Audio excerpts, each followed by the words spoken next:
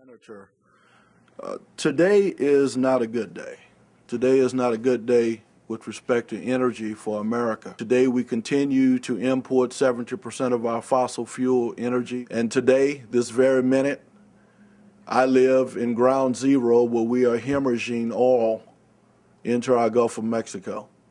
The gusher unleashed in the Gulf of Mexico. This oil is really assaulting the shorelines. It is murder for the animals that call it home. The BP oil disaster is the worst environmental calamity in American history.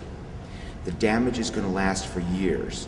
I think there are two main reasons for this disaster. One is a culture of deregulation and of the government having no role in ensuring the safety of drilling activities. And two, of course, is BP and their poor risk management. The oil company were drilling a mile deep.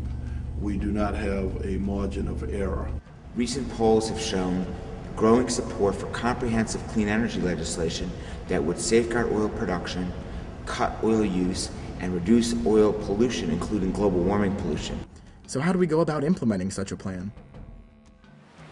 We need to lift the liability cap so that companies that cause huge oil spills have to pay all the damages, instead of having that limited to only $75 million. The people of the Gulf who are hurting right now face immediate bankruptcy if they don't get fair and just reparations from BP.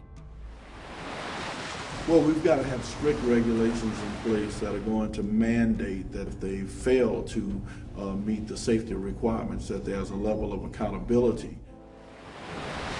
Right now, 1 out of every 5 barrels of oil that we use come from countries that are classified as dangerous or unstable by the State Department. We need to set a long-term oil reduction goal of 7 million barrels a day reduction.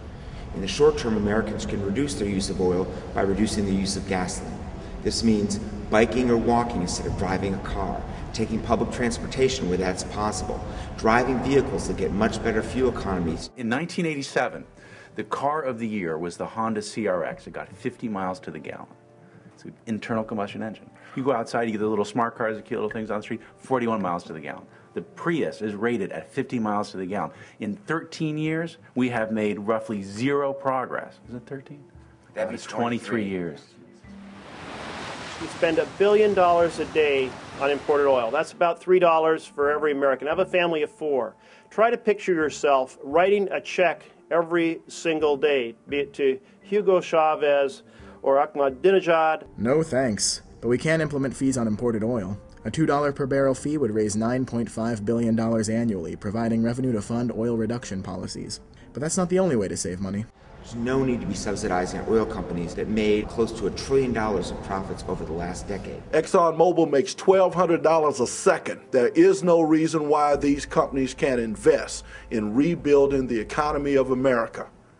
That sounds reasonable, but is it even possible? What can your average citizen do to help? Our elected representatives realize that the American people are ready to move off of dirty fossil fuels. Federal policy is driven one community at a time, one person at a time, and we all should be anxious to be a part of that process. We need to end our addiction to overseas oil. It's smart policy, it's smart politics.